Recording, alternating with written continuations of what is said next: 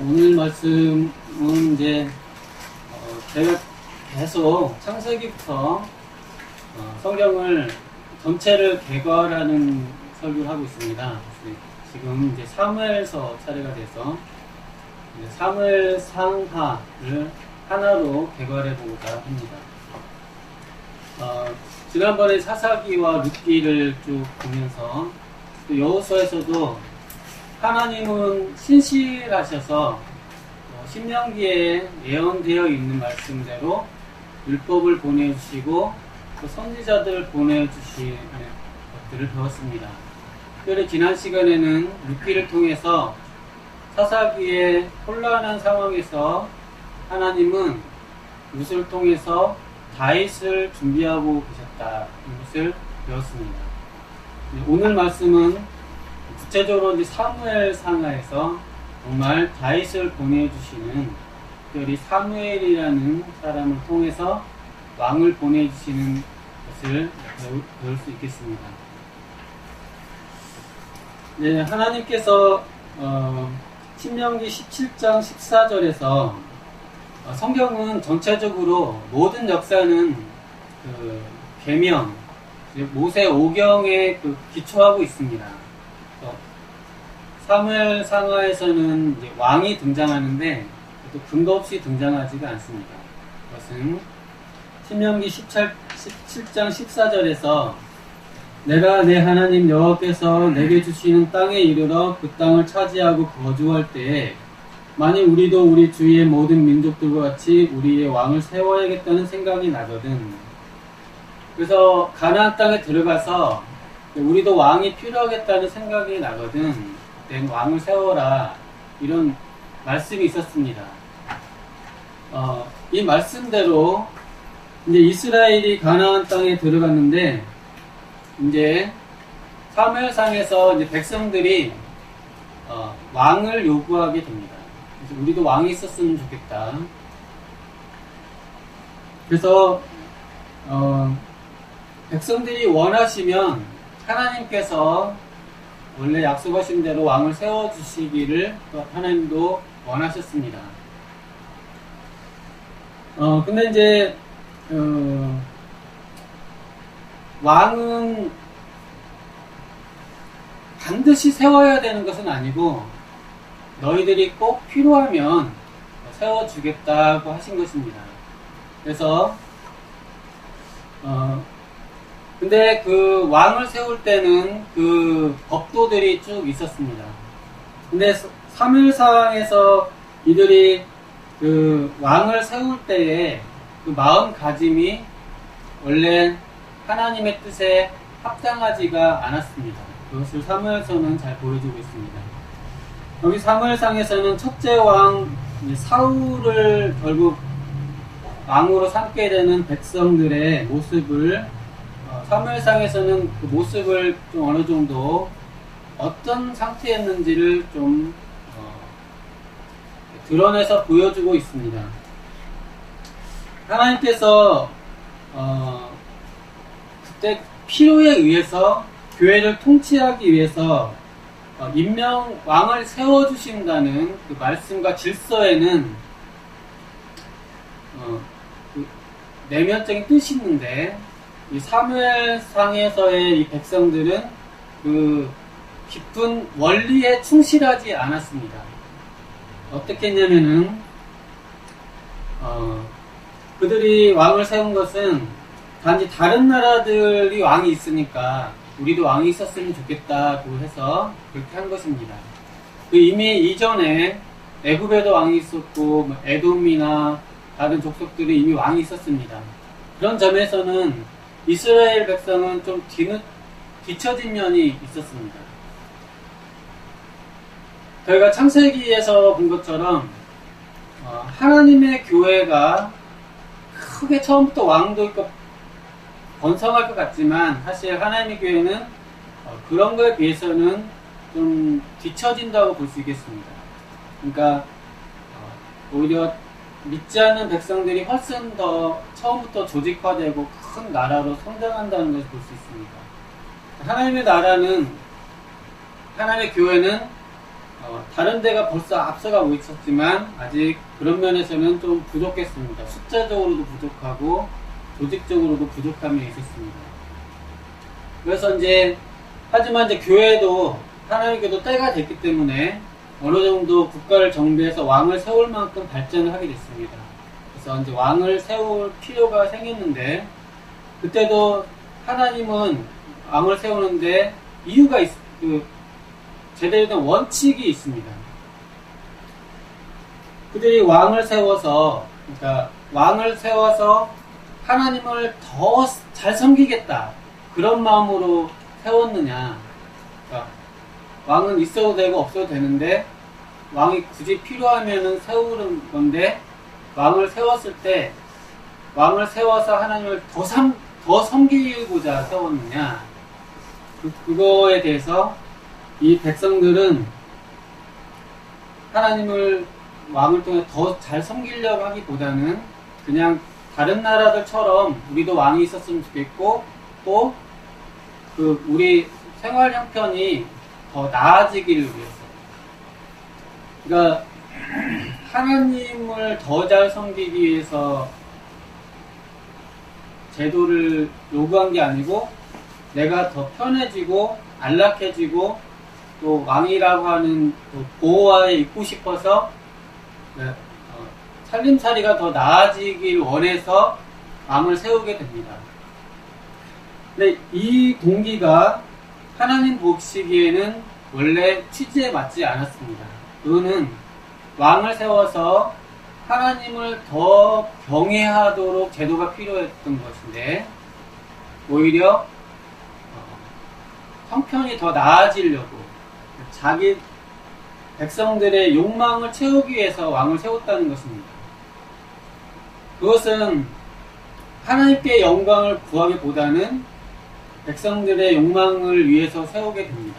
그러니까 하나님이 약속하신 제도라도 그걸 어떻게 활용하느냐가 중요합니다. 성경에 왕이 세워야 한다고 했을 때 이거를 정말 하나님 영광을 위해서 세우느냐, 하나님을 더 잘 섬기게 되도록 세우느냐, 아니면 왕을 세우라고 돼 있네, 그걸 이용해서 자기 배를 채우고 욕망을 채우고 자기 살림살이 나아지는 쪽으로 제도를 약간 악용을 했느냐, 그런 문제입니다. 왕은 다름 아닌 참된 구원자이신 예수님을 예표하는 것이기 때문에 왕을 세울 때는 더 하나님을 섬기기 위해서 또 예수님을 바라보고 세워야 되는 것입니다. 근데 백성들의 요구가 이미 그렇다 나갔기 때문에 세워진 왕도 잘못된 왕이 서게 됩니다. 백성들의 바램이, 욕망이 있었기 때문에 하나님은 백성들을 심판하시기 위해서 이 백성들의 배은망덕함을 교훈하시기 위해서 독재자이고 위선자 왕을 보내주셨습니다. 그것이 사울입니다.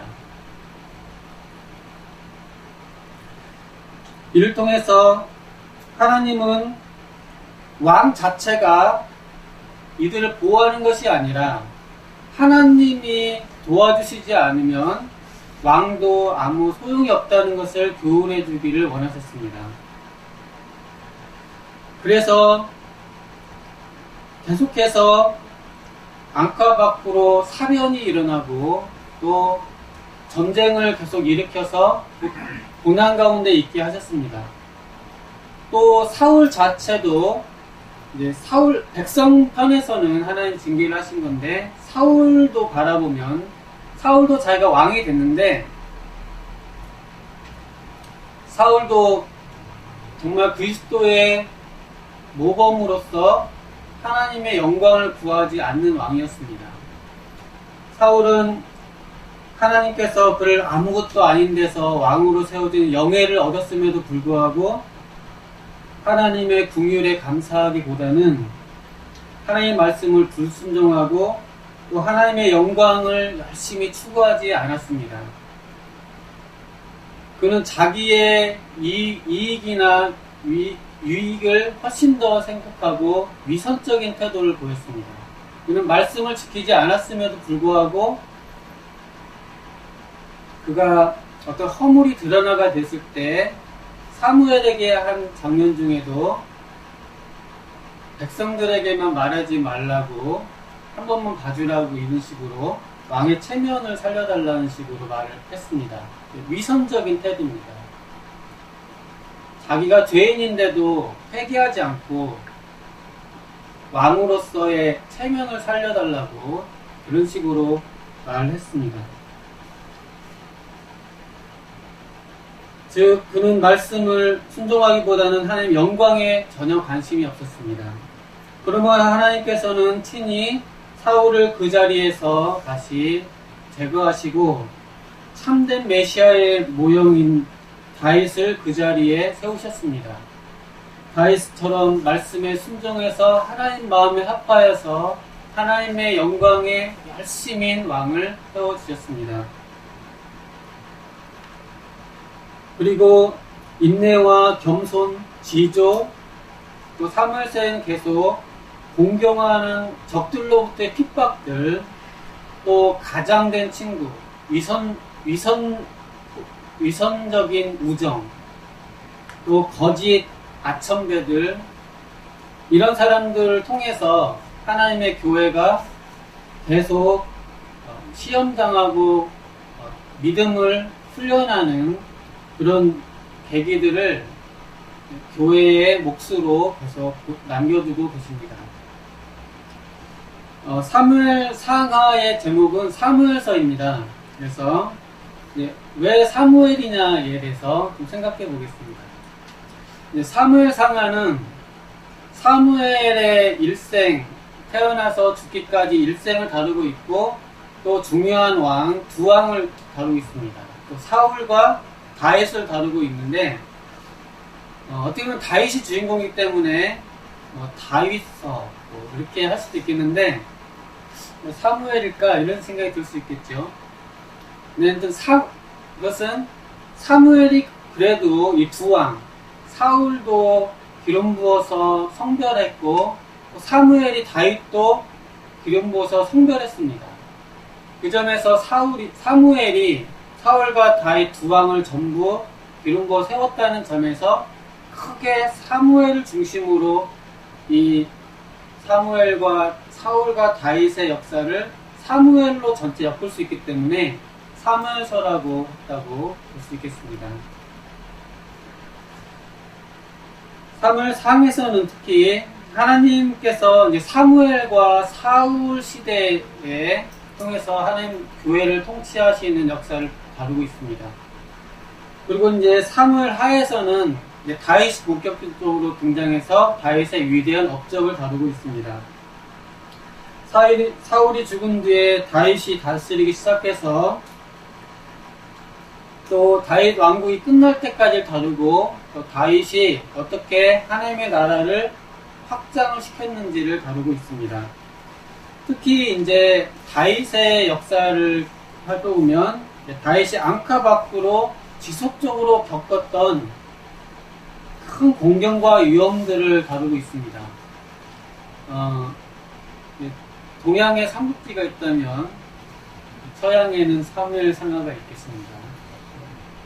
삼국지만큼 재밌습니다. 자세히 읽어보시면. 이 다윗이 앙카 밖으로 지속적으로 겪는 큰 공경과 위험, 또 다윗에 대항한 끔찍하고 위태한 반란과 소요와 반역들, 때론 거짓된 참모들에 의해서, 때론 가장된 친구나 아첨꾼들에 의해서, 때로는 친자식들과 자기 사람들에 의해서 이런 고통을 겪는 것을 보여줍니다. 하지만 결국 하나님의 도우심으로 다윗은 이 모든 어려움을 이겨내고 그 왕국을 안정과 평화를 누리도록 한다는 내용입니다. 이 다윗의 인격을 통해서 우리는 장차 왕 중의 왕 예수 그리스도의 모습을 볼 수가 있습니다. 예수 그리스도께서는 육체로도 다윗을 통해서 나오셨을 뿐만 아니고 그 산 가운데서도 안팎의 적들로부터 심지어는 그 자신의 제자들과 자신의 사람들로부터 모든 면에서 핍박을 받으셨습니다. 하지만 마침내는 모든 적들을 이기시고 그리하여서 영적으로나 그 시대의 모든 권세를 이기시고 교회의 승리를 안겨주시는 것을 주셨습니다. 그리고 우리 교회와 영원히 함께 왕노릇하시는 예수님 왕노릇하십니다. 이것이 다윗의 모습을 통해서 거의 그대로 미리 보여주고 있다고 볼 수 있겠습니다. 근데 이제 이렇게 해서 전체적으로 서론을 한번 살펴봤습니다. 그리고 저는 이제 사무엘서를 오늘 제목을 에브라임 산지라고 제목을 달았습니다. 저는 제목을 항상 굉장히 쉽게 다룹니다. 맨 처음에 두 단어로 다뤄놓고 보면은 너무 좋은 거예요. 그래서 꿈보다 해몽이 좋다고요. 그 해몽을 또 해보겠습니다. 에브라임 산지. 여기에는 많은 사연이 얽혀 있습니다. 저는 이제 사무엘서는 사무엘이 기도로 얻은 아들이기 때문에 크게는 기도라는 주제로 크게를 설명하고자 합니다. 예, 기도하는 사람, 또 기도의 역사, 또 설명하면서 그 배경으로 에브라임 산지를 생각해 보시면 좋겠습니다. 에브라임 산지는 에브라임이 누구냐면은 요셉의 아들 므낫세와 에브라임 중에 그 에브라임입니다. 그래서 요셉의 아들이기 때문에 에브라임은 요셉을 생각하시면 됩니다. 그 에브라임 산지에는 바로 밑에 베냐민, 그러니까 이스라엘이 12지파가 땅을 나누는데 다 나눠보면은 에브라임은 이 중간쯤에 있습니다. 우리나라로 치면 남북으로 치면 BMD 그 정도 위치, 그 정도의 에브라임 산지가 있고요. 에브라임 산지 바로 밑에 베냐민이 있습니다. 그리고 므낫세는 좀 위에 있고 또 요단 바깥편에도 므낫세가 있는데 이제 우리는 요셉의 부터 장자의 축복을 받은 에브라임이기 때문에 에브라임을 요셉이라고 생각하시면 되겠고요. 에브라임 바로 밑에 베냐민이 있습니다. 그러니까 에브라임과 베냐민은 둘 다 라헬의 자녀들입니다. 자, 이제 벌써 라헬 하니까 이제 좀 서정적인 좀 느낌이 오시나요? 라헬이라는 여인, 에브라임, 요셉의 아들, 라헬의 아들, 에브라임과 베냐민, 이 라헬의 자식들, 이 자식들에게 어떤 일이 일어났습니까? 사사기 마지막쯤에 보면 에브라임 산지 구석에 레위인이 하나 있었습니다. 근데 사사기 마지막에는 정말 이해할 수 없는 일들이 일어납니다. 즉, 에브라임 산지 구석에 한 레위인이 살고 있었는데 첩을 얻었어요. 레위인이 첩을 얻은 게 이상하죠? 첩이 행음을 했어요. 바람폈다는 거죠. 그래서 친정으로 도망갔어요. 근데 레위인은 첩을 너무 사랑했습니다. 그래서 쫓아갔어요. 바람폈던 거 다 용서할 테니까 제발 좀 다시 오라고 설득을 해가지고 아내를 다시 데려오고 있습니다. 너무 이상하죠? 레위인이면 제사장이잖아요. 근데 첩을 뒀는데 바람피는 첩인데 또 쫓아가서 다 용서해줄 테니까 당신만 사랑해 제발 좀 해가지고 데려오는 겁니다. 데려오는데 중간에 데려오다가 이제 밤이 어두워져서 한 집에 숙박을 하게 되는데 큰 사건이 벌어지죠. 천인 공노할 사건이 벌어지는데 베냐민 족속 애들이 와서 이 첩한테 나쁜 짓을 하게 됩니다. 그래서 죽게 되죠. 그래서 이 레위인이 너무, 그러니까 부도덕한 사람이 잘못한 일 당하면 더 분노한다고요? 부도덕하지만 또 자기가 당한 일은 또 천인공노할 일을 해서 자기 아내를 죽은 처를 사지를 다 잘라서 각 지파에다가 보내면서 세상에 이런 일이 있다고. 그러니까 또 이 세상에 부도덕한 패역한 백성들은 또 그런 일에는 또 천인공노를 톱니다. 누가 이랬어? 다 죽여 막 이렇게 해서 죽여야 된다고. 그렇게 일어나가지고 다른 지파들이 다 일어나서 이 베냐민 지파를 전쟁을 벌인 장면이 나옵니다. 사사기에. 그래서 어떻게 됐습니까? 베냐민 지파를 거의 전멸시켜버립니다. 베냐민 지파가 한 큰 지파였는데 이 전쟁에서 베냐민 지파가 거의 전멸합니다. 그래서 베냐민 지파가 거의 한 사람도 안 남을 정도로 전멸해가지고 다른 지파들이 이제 후회를 하게 되는 장면이 나옵니다. 우리가 한 지파를 없애버렸구나.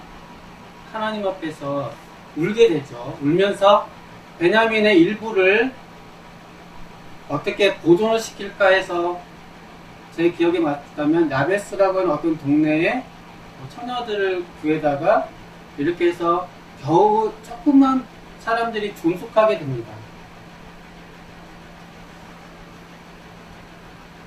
그래서 이 사울이라는 사람은 베냐민 출신입니다. 베냐민은 거의 전멸할 뻔했어요. 몇 명 살아남았습니다. 이 역사를 통해서 일단 베냐민은 다 죽었어요. 거의. 라헬 생각을 해보십시오. 라헬은 애를 못 낳았어요. 언니는 애를 퉁퉁퉁 잘 낳는데 라헬은 얼굴도 이쁘고 야곱한테 사랑도 받고 근데 애를 못 낳았어요. 그래서 너무 막 이렇게 하다가 요셉을 하나 낳았습니다. 요셉을 낳아서 아이를 하나 더 낳았으면 좋겠다 해서 요셉이란 뜻이 하나 더 해달라는 뜻입니다. 그래서 몸도 F살의 몸도 약하잖아요.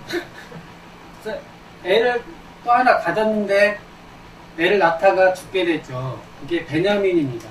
그래서 베냐민 낳다가 죽었어요. 그래서 야곱은 그래서 라헬을 너무 사랑해가지고 편애를 하게 된 역사가 나옵니다. 요셉을 또 색동저고리 입혀가지고 애지중지해서 키우고 또 베냐민도 막 애지중지해서 키우고 또 요셉이 어려운 일 당했다고 했을 때 울면서 막 야곱이 밥도 안 먹고 울고 막 그러잖아요. 또 베냐민도 또 어떻게 됐다는 그런 말 듣고 이제 나는 야곱이 두 아들 되게 사랑했어요. 그 사랑은 라헬과 관련이 있습니다. 솔직히 말해서 야곱과 라헬의 사랑 이야기는 셰익스피어의 러브스토리가 있다면 구약에는 7년을 술같이 사랑이 있습니다. 그 사랑 이야기 우리가 이제 요한복음에서 사마리아 여인 하면서 야곱의 우물가 이야기 할 때도 이거는 너무 아름다운 로맨스예요. 여성들은 야곱의 우물이라는 거는 야곱은 진짜 우리 지금 요즘 드라마에 나오는 대한민국이 여성이 지지하는 남편이에요. 야곱이. 그래서 라헬과의 관련해서는 그렇게 사랑을 했어요. 자식도 그렇게 했습니다. 근데 이 라헬은 요셉을 낳고 베냐민을 낳는데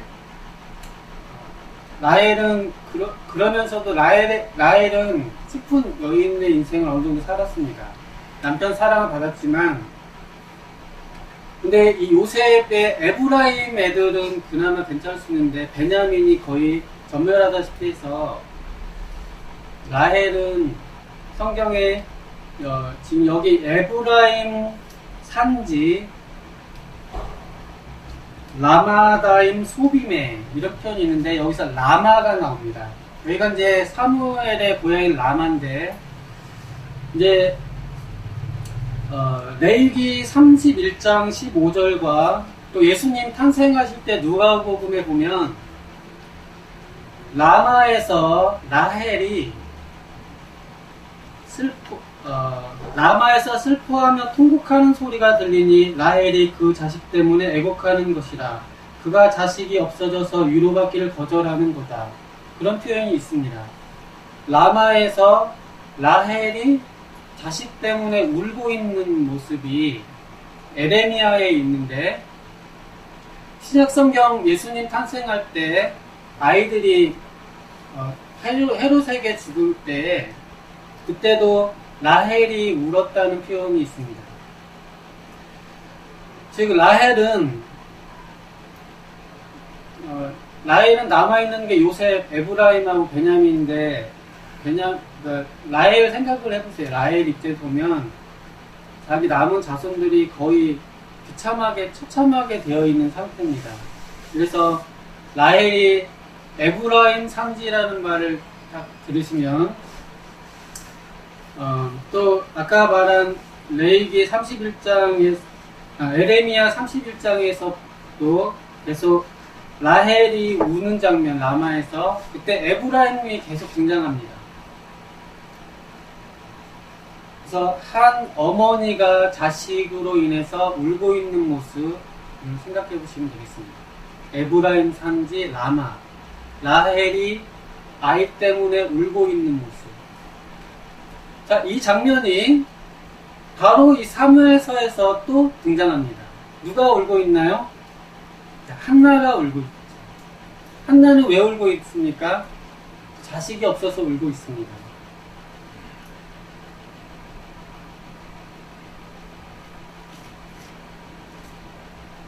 그래서 위로받기를 거절할 정도로 울고 있는 형편입니다. 에브라임 산지라는 곳에 인간의 역사는 한 여인의 애절한 슬픔뿐만 아니고 나라 전체적으로도 지금 주저앉아서 통곡하고 있어야 될 그런 상황이라는 것입니다. 어머니는 자식들을 위해서 울게 됩니다. 그리고 아무튼 모르지만 자식들은 어머니를 울려요. 그리고 아무튼 어머니는 자식을 때문에 울게 됩니다. 그리고 어거스틴의 어머니 모니카도 어거스틴이 계속 어긋나기 때문에 계속 우는 인생을 살았죠. 자, 어머니가 자식 때문에 자식이 없어서든 또는 자식이 잘못되든 또는 자식이 어긋나든 그래서 어머니는 울고 있어요. 그런 상황에서 오늘 말씀은 결국 하나님은 이렇게 자식 때문에 울고 있는 이 세대를 향해서 하나님은 어떻게 응답해 주시는가 하는 것이 제가 바라보는 사무엘서의 주제이라고 생각합니다. 한나가 믿음이 좋아서 울부짖는 기도를 해서 응답받았다는 그런 측면보다는 한나는 가슴 아픈 여인이라고 그냥 보시면 되겠습니다. 한나의 믿음을 강조할 수도 있지만 그것보다는 한 가슴 아픈 여인, 자식 때문에 울고 있는, 하지만 하나님은 이 여인을 위로하십니다. 위로하셔서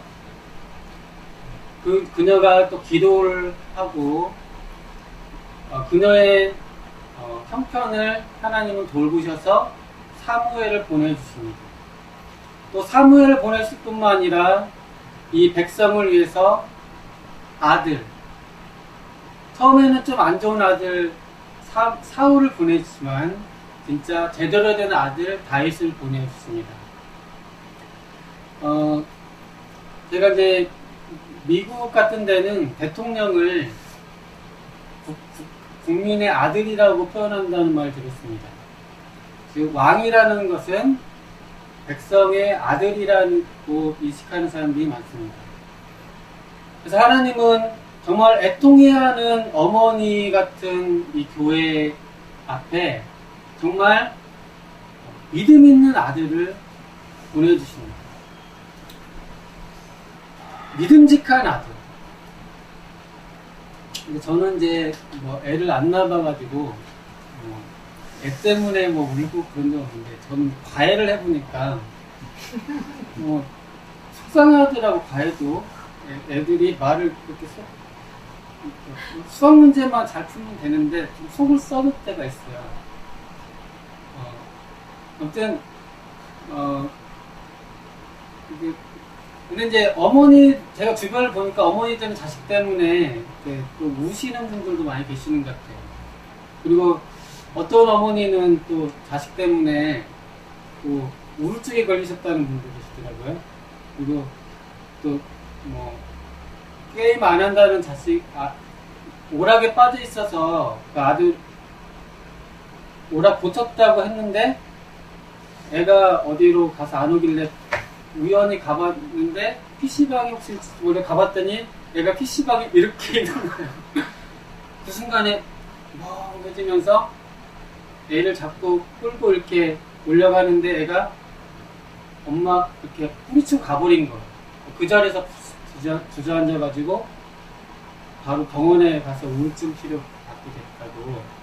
근데 이제 거기서의 해법은 전문가가 이제 그 엄마를 치료하는 해법은 뭐였겠습니까? 전문가는 전문가더라고요. 자식이 문제가 아니라고, 남편이 문제라고.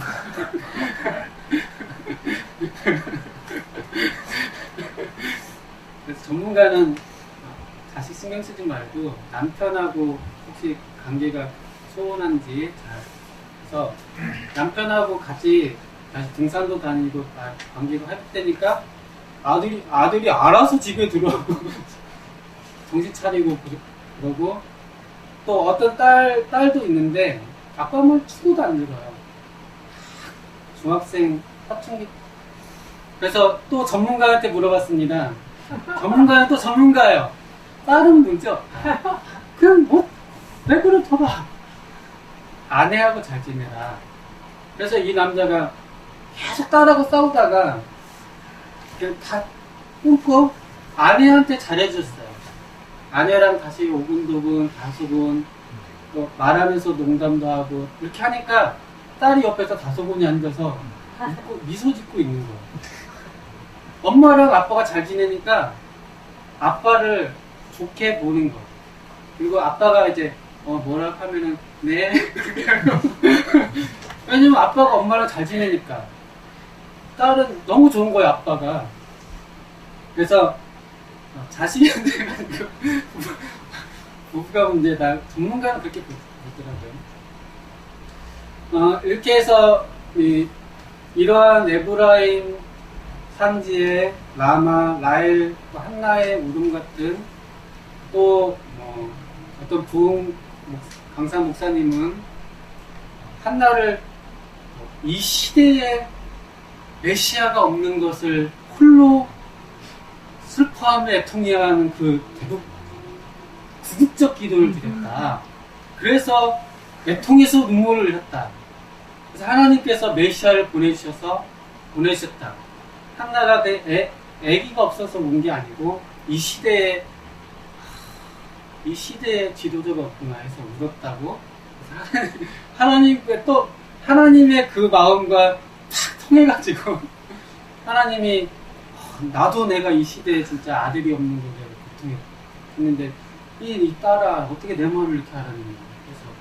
그래서 지도자를 주셨다고 하신 분도 있는데 어떡하나. 이 여인은 슬퍼했습니다. 역시 하나님도 이 시대에 아들 같은 아들이 없었으면 슬퍼하실 수도 있겠습니다. 결국은 사무엘서는 이 성편에 정말 아들 같은 아들 다윗을 보내주셨습니다. 기도는 믿음의 훈련이라고 했습니다. 그러므로 아들 같은 아들은 기도하는 아들입니다. 기도하는 아들, 믿음이 있는 아들을 보내주셨습니다. 그래서 사무엘을 보내주셨는데 사무엘은 기도로 얻은 아들입니다. 사무엘이 얼마나 기도를 열심히 했는지 사무엘상 12장 23절을 읽어보겠습니다. 나는 너희를 위하여 기도하기를 쉬는 죄를 여호와 앞에 결단코 범하지 아니하고 선하고 의로운 길을 너희에게 가르칠 것인지. 유명한 말입니다. 사무엘은 기도로 태어난 아이지만 또 기도의 선지자였습니다. 그래서 내가 기도하는 죄를, 기도를 쉬는 죄를 범치 않겠다고 하였습니다. 그래서 기도하는 지도자가 있을 때 나라가 평안했습니다. 기도하는 어머니가 있을 때 자식이 올바르듯이 아들이 온전할 뿐 아니라 아들이 자기가 기도를 하고 믿음으로 산다면 엄마가 얼마나 기쁘겠어요.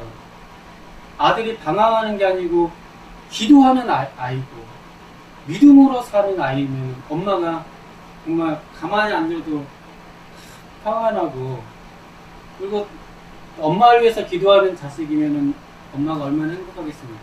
저도 저희 엄마를 위해서 기도를 하는 착한 자식이 되려고. 물론 저도 속을 썩입니다.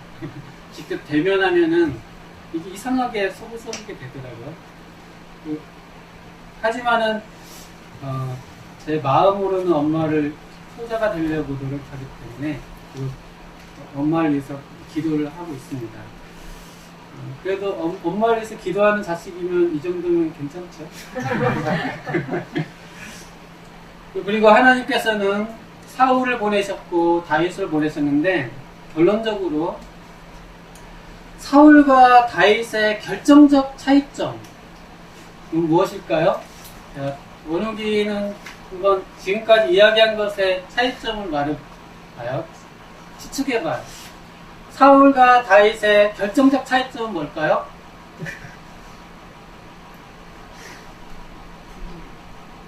순종인데 지금 우리가 기도라는 단어를 쓰고 있으니까 뭘까요? 네, 사울은 기도하지 않았고 다윗은 기도하는 사람이었습니다. 역대상 10장 13절에는 이렇게 되어 있습니다. 사울이 죽은 것은 여호와께 범죄하였기 때문이라. 그가 여호와의 말씀을 지키지 아니하고 또 신접한 자에게 가르치기를 청하고 여호와께 묻지 아니하였으므로 여호와께서 그를 죽이시고 그 나라를 이새의 아들 다윗에게 넘겨주셨더라. 물론 말씀을 지키지 아니하고 신접한 자의 가르치기를 청했다는 표현이 있지만 궁극적으로는 여호와께 묻지 아니하였다는 것입니다. 즉 사울은 여호와께 묻지 않았습니다. 즉 사울은 기도하는 사람이 아니었습니다. 기도하지 않기 때문에 여호와께서 그를 죽이셨다고 되어 있습니다. 다윗은 어떤 사람입니까? 사무엘상 계속 다윗은 처음 블레셋과의 처음 일들을 감당하면서도 항상 표현이 이에 다윗이 여호와께 묻자와 이르되 내가 가서 이 블레셋 사람을 치리까. 다윗 사무엘 상하를 쭉 보시면 다윗은 계속 여호와께 묻자와 여호와께 여쭙고 이런 표현이 계속 나옵니다. 그래서 다윗은 기도하는 사람이었습니다. 범사에 하나님께 의지해서 물어보고 행동하던 사람이었습니다. 그러므로 기도하지 않는 사울은 쇠하고 기도하는 다윗은 흥하였다고 말하고 있습니다. 즉 기도하지 않는 사람은 죽게 되고 기도한 사람은 살게 되었다고 말하고 있습니다. 그렇기 때문에 사무엘사에서는 우리의 행과 불행을 결정하는 것은 기도라고 말하고 있습니다. 우리의 생과 사를 결정하는 것은 기도라고 말하고 있습니다. 사울은 기도하지 않았기 때문에 죽었습니다. 하지만 다윗은 기도하였기 때문에 그 많은 역경 뭔가 속에서도 기도하였기 때문에 살았습니다. 그래서 사무엘서를 통해서 정말 우리는 에브라임 산지 같은 저희도 눈물 흘리는 많은 사정들이 있습니다. 자식이 속을 썩일 수도 있고 원수나 친구나 여러 가지 것들이 있을 때 사울처럼 기도하지 않으면 망하지만 싶었던 일이 정말 위기가 진짜 어떻게 해결할 수 없는 위기가 도착했을 때도 무릎 꿇고 주님 붙들면 하나님이 살려주신다는 것입니다. 하나님은 그래서 다윗이 기도하고 붙드는 다윗이었기 때문에 다윗도 부족한 것이 많지만 다윗을 살려주시고 그 나라를 흥하게 하셨다는 것입니다. 그래서 저희가 사무엘서를 통해서 결국 기도가 중요하다. 우리의 살고 죽는 것이 기도에 달려있다. 어떤 상황에서 기도하면 산다는 한 가지 믿음을 붙들고 이런 축복을 누릴 수 있기를 기도를 드립니다. 기도하겠습니다. 감사하신 하나님 아버지, 저에게 어려운 일들이 있을 수 있습니다. 하지만 사울처럼 기도하지 않아서 험한 일 당하지 않게 도와주시고, 어려운 중에서도 다윗과 같이 기도하여서 정말 하나님의 은총을 입어서 승리를 체험할 수 있도록 하나님 도와주시옵소서. 하나님, 저희가 또 기도에 쉬는 죄를 범치 않게 도와주시고, 어떤 어려운 사람, 전도하는 사람을 향하여서도 하나님 이 사람 살려주세요 기도하게 도와주시고, 하나님 저를 불쌍히 여주세요 살려주세요 기도할 수 있게 도와주시고, 이를 통해서 하나님 응답받아서 이 모든 눈물이 씻겨지고 애통함이 다 씻겨지고 이 마음에 기쁨이 넘쳐나게 도와주시옵소서. 하나님 말씀 예수님 이름으로 기도드리옵나이다.